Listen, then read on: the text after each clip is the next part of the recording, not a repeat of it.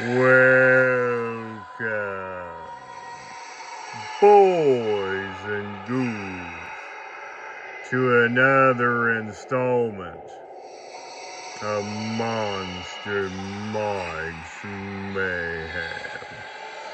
On today's Halloween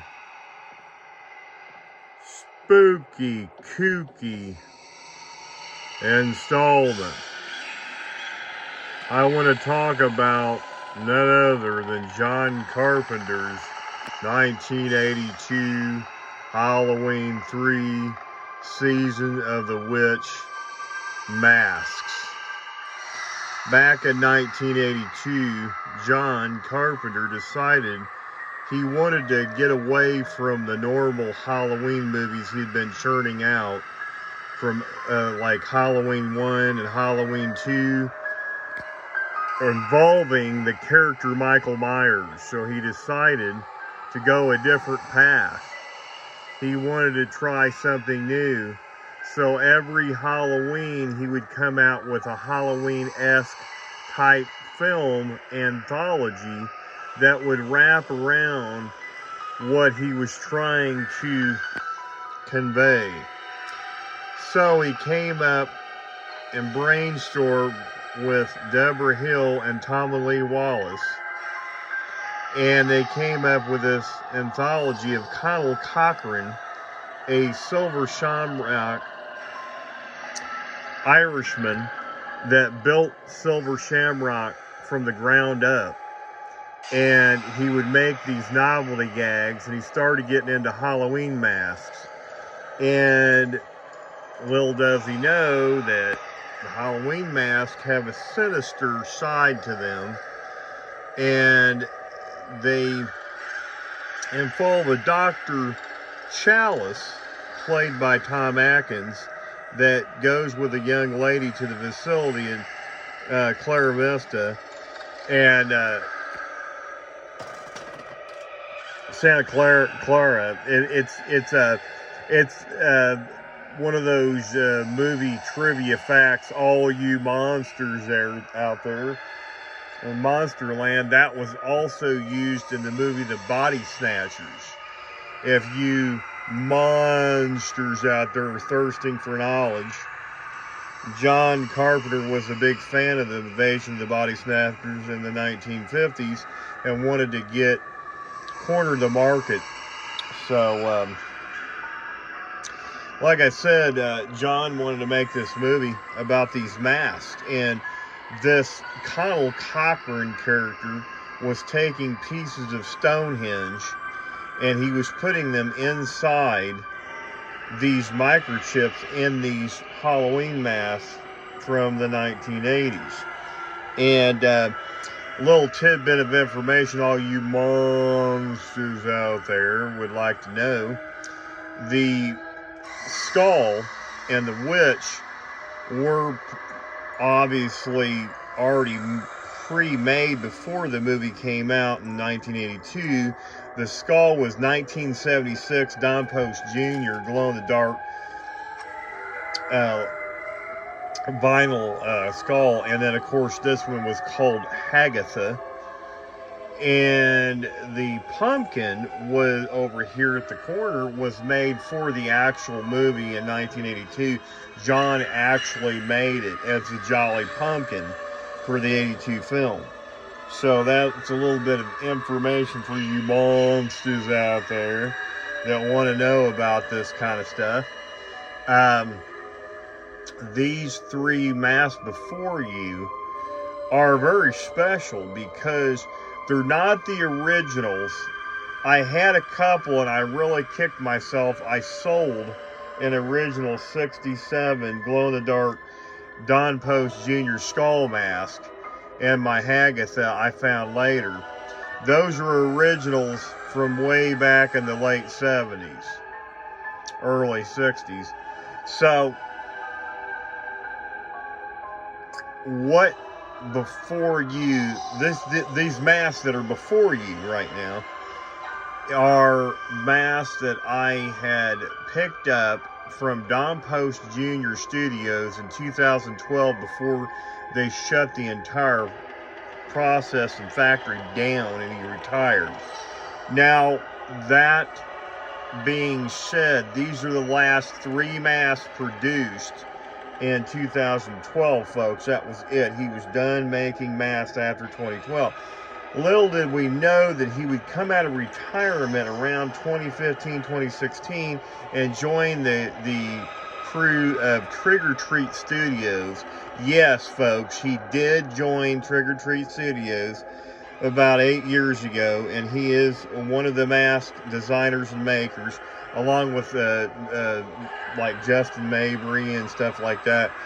You guys probably heard of him. He's a mask maker. And what's cool about these masks, they're not quality masks like the ones that came out in '82 and, you know, the 70s and stuff. This is the glow-in-the-dark skull. Here is Hagatha the Witch. You can see the fabric is different. It's more of like a dark purple. Her shroud was green. And of course you got the vinyl latex mask of the pumpkin. And a little tidbit of information. The ones that were made by Trick or Treat Studios in 2016, I believe, the Hagatha, they went to a warehouse in California and found the green fabric that made her hood. So those are the original fabrics that were used in the Hagatha Witch in 1982's John Carpenter's Halloween 3 Season of the Witch. Here is the hang tag card for that. And I always thought that was so cool. You got the care for the mask. Now, this is the cool part. See that, folks?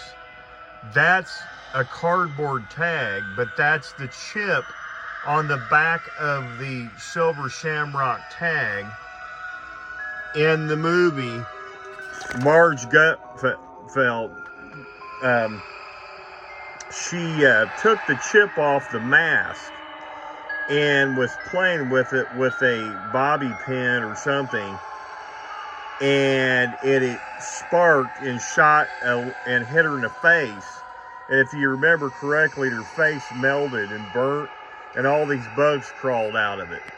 And the same fate fell to Buddy that put on the pumpkin mask, and the mask melted on his face, and snakes and bugs came out of it and attacked his family and killed him. Dr. Chalice had that skull mask on towards the end of the movie. He put it on, and Chalice was able to take it off and throw it over the camera and make his escape. But what makes these masks so rare is these are the very last masks produced by Don Post Jr. in 2012. And when I got these masks, they were in terrible shape. They were smashed down flat in bags inside of a cardboard box. I had to take them, and what I did was I tried to shape them, and I couldn't shape them. So I took a little bit of stuffing, put them in the mask, and I put them in the dryer for about 5 minutes on low tumble load, and they dried. And as they dried, they start to shape the vinyl on them, because they're made of vinyl, not latex, folks. All you monsters out there, they are made of vinyl material, not latex. That's why they're rarer than the latex mask out there nowadays. So that's a little tidbit of information for you monsters out there who want to know how to take care of your vinyl masks and how to shape and form them and how to take care of them. I just simply put them on these white wig head masks that you get like at the store, and I just store them, and I store them very carefully away till the next time. So yeah, they're displayed down in my horror dungeon in my basement. And so I've had these bad boys for a minute now, probably close to about 14 years to my collection. They are really, really cool. So, again, happy Halloween to all you monsters out there in Monsterland. I hope you ghouls and goblins get all your good trick-or-treat done and get your candy and all your fun little things. Today is Halloween. So, good luck out there trick-or-treating today and scaring the crap out of all your friends. And again, stay tuned for more creepy goodness from your pal, Monster Mike. And again, if you like these videos, please like and subscribe. And until next time, kiddies, stay tuned and get Monster-fied.